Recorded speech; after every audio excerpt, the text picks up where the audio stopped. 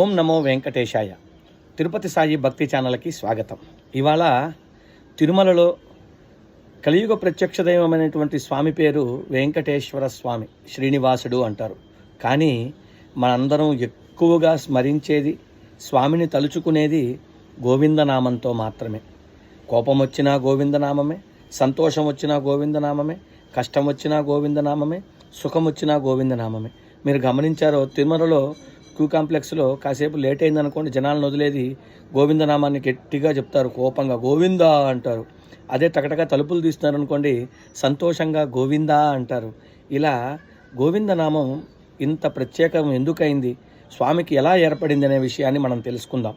పూర్వము ద్వాపరయుగంలో ద్వాపరయుగంలో ఉన్నటువంటి యదువ వంశస్థులందరూ కూడా ఇంద్రుణ్ణి పూజించేవారు వర్షాల కోసం. ఇంద్రుణ్ణి ఎందుకు పూజించేవారంటే, ఇంద్రుడి అధీనంలో వరుణుడు ఉండేవాడు.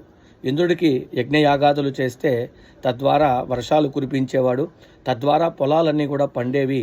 ఆ వచ్చేటువంటి ధాన్యంతో వీళ్ళు బతికేవారు. గోవుల మీద బతికేవారు కాబట్టి గోవులకి కూడా ఆహారం లభించేదని వాళ్ళ నమ్మకం.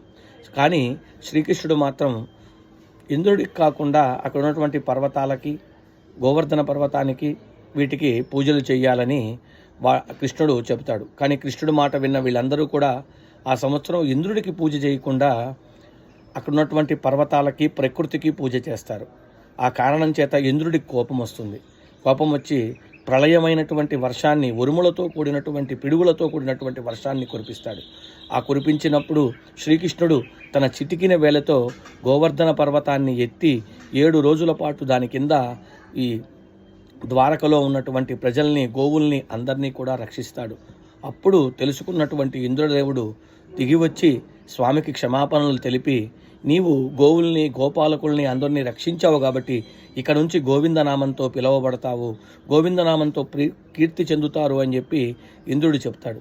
అది మొదలుకొని గోవిందనామం ప్రఖ్యాతిగాంచింది. అదే కాకుండా ఇంకొక కథ కూడా ఉన్నది, దాన్ని తరువాత వీడియోలో తెలుసుకుందాం. ఓం నమో వెంకటేశాయ.